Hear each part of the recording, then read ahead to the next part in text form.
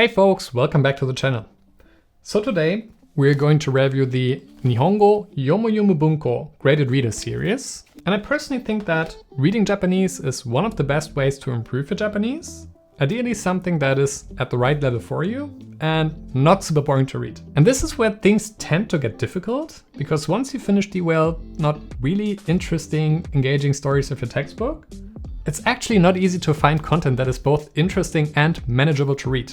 And that's true for both beginners and intermediate learners really. And this is where the Graded Reader series by Nihongo Yomo Bunko comes in. These books try to bridge the huge gap in reading material between textbook level Japanese and content that is made for really advanced speakers or native level speakers of Japanese. So today we're going to flip through some of these books and I will share my opinions on them. More specifically, we will talk about first the concept behind the Yomo Bunko Graded Reader series. We will talk about what you get when you buy any of these books. We will talk about their pros and cons and how to get the most out of them. If you're new here, hi, my name is Matt and I've self-studied Japanese for 9 years now.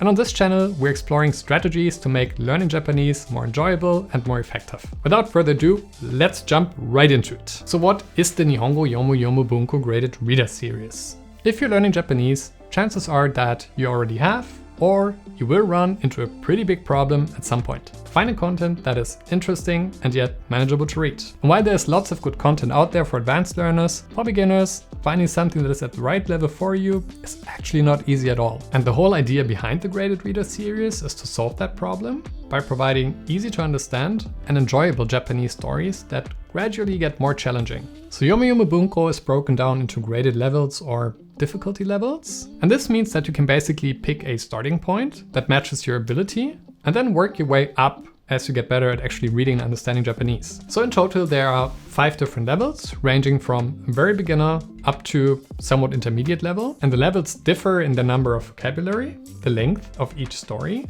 and the difficulty of the grammar that's being used. So for instance, for the easiest level, which is level 0, which is a bit mean of a label, I think, but okay. The average length of a story is 400 characters and there are 350 different words. A nice feature is that the graded reader levels are matched to the official Japanese language proficiency test, or the JLPT. And I will briefly show a screenshot of how they relate to each other, so you can pause the video for a second if you want to check it out. The series uses a variety of content for its stories. There are all kinds of genres really. So they range from fantasy to everyday life. There's adventure, traditional Japanese folk tales, the explanations of Japanese culture, society and history, and many more. There's even one about earthquakes and tsunamis in Japan and safety instructions that you should be aware of when one of these things occur, which I actually found quite interesting, to be honest. So what do you actually get when buying one of these? So the Graded Reader series comes in a pack, and each pack has 5 books, and usually each book has 1 story, sometimes 2. And each book includes the story in Japanese, and there are no vocabulary lists, translations, or grammar explanations. So you get what you came for, a Japanese story that matches your skill level. Just like books for Japanese natives, you actually go through the content from right to left in terms of flipping the pages, and many books come with text written from top to bottom. And that takes a bit of getting used to in the beginning, but you get the hang of it quite fast really. Each story comes with a number of original illustrations with different art styles. So for example, on this story, which is like a horror story, you get these beautiful watercolor drawings. Not sure if you can see them. Hope so. And then there's completely different art styles where you have more like sort of cartoonish kind of looks, sometimes even mixed with some pictures from history. So this is a story about, the guys that you see today on Japanese banknotes. Quite interesting, to be honest. And all kanji come with furigana. And that means that the reading of each kanji is written next to it in hiragana. So reading words or looking up the meaning is quite easy actually. And each 5-book package that you buy comes with an actual audio CD. So you basically get a full audiobook when buying one of these. So that's what you get. But now the important question.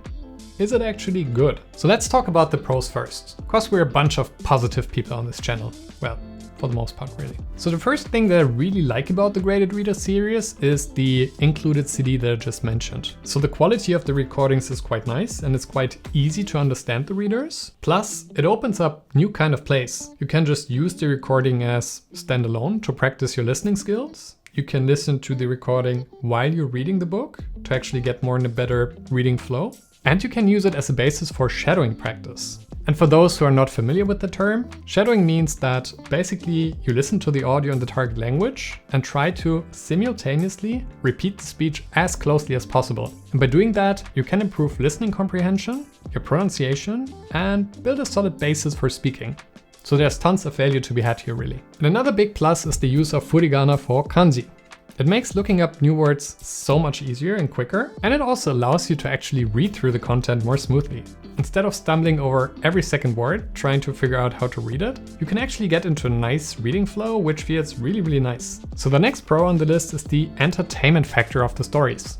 So when I first bought them, I did not really expect much of the quality of the content, to be honest. But surprisingly, I found many of them genuinely interesting and captivating. You have your actual heart-wrenchers in there, classics like the story of Hachiko, or Hachi, the loyal dog waiting for his owner to come back home, whose statue, by the way, still stands at Shibuya Crossing in Tokyo until this day. And well-known Japanese folktales like, for instance, Kaguya Hime. So my personal favorites were the horror or sort of suspense stories, which I was really surprised to find included here. And let's face it, the textbook stories I was reading before about Mary's and Takeshi's adventures at the local fast food joint aren't exactly edge of your seat material. Coming to the next point I like about the series, accessibility. I feel that the levels ranging from very beginner to intermediate are spot on. It's quite awesome how you can write an interesting piece of content with very few simple words and using easy grammatical structures only. So personally, the Graded Reader series gave me exactly what I was looking for a few years ago. Access to beginner to intermediate friendly,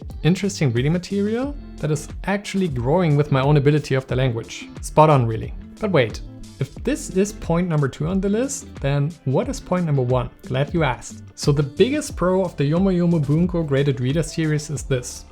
It's a huge, tremendous confidence boost. I still remember the feeling after finishing my first story. I read my last word, closed the book, looked up, and thought, there is still hope. Okay, maybe not that dramatic, but still. Learning Japanese can be a lonely, difficult, and overwhelming task, especially in the beginning. In my early days, I felt I had already spent so much time and energy on the language, but the actual things I could do with it were super limited. I couldn't really speak, I couldn't really understand. For sure, I could not read any Japanese websites, but finishing my first Graded Reader story, that felt amazing. And it gave me the motivation to actually keep going. And that's what the series offers beginners and intermediates. A big fat confidence boost, a reward for all the hard work, and a push to actually keep going because greatness is waiting at the end. Speaking of hard work and motivation to keep going, if you find any of this helpful, I would love you to consider subscribing, liking, or at least leaving a comment. Even knowing that there's just one person out there who finds this content helpful makes all the difference for me.